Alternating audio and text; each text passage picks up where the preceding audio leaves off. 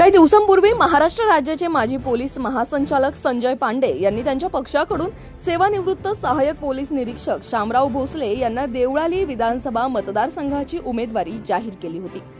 पांडे यांच्या सूचनेनुसार आज अंतरवाली सराटी येथे शामराव भोसले यांनी संघर्ष योद्धा मनोज जरांगे पाटील यांची भेट घेतली।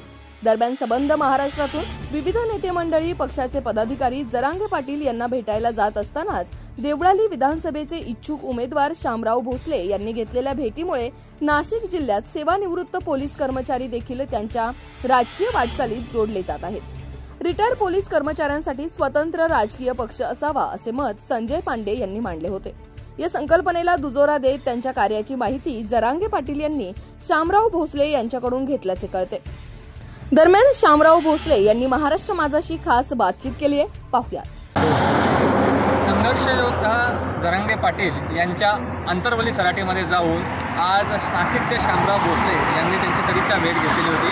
माझ्यासोबत बोलण्यासाठी देवळाली मतदारसंघाचे इच्छुक उमेदवार शामरावजी भोसले आहेत। शामरावजी, मध्यंतरी पांडे साहेब नाशिकला येऊन गेले तेव्हा त्यांनी तुमची उमेदवारी जाहीर केलेली होती। आज अंतरवली सराटी येथे येऊन तुम्ही जरांगे पाटील यांची भेट घेतलेली आहे।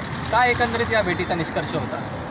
भेटीचा निष्कर्ष असा होता की फार त्यागी जरांगे पाटील संघर्ष योद्धा आहे, त्यांना भेटण्याची मनापासून इच्छा होती आणि आज भेटल्यानंतर फार मनाला समाधान वाटलं।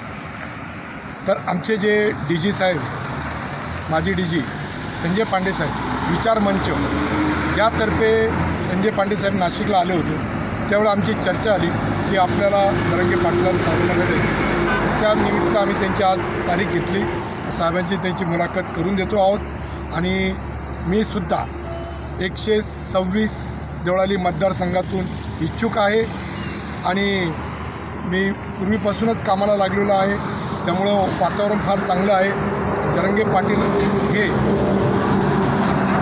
अतिशय खडतर योद्धा आहे, मराठा योद्धा आहे, त्याच्यामुळं त्यांना भेटल्यामुळे आणि तिथं त्यांची आम्हाला जर मनापासून मदत झाली तर आम्ही 100% देवळाली मतदारसंघ हे सीट निवडून आणू।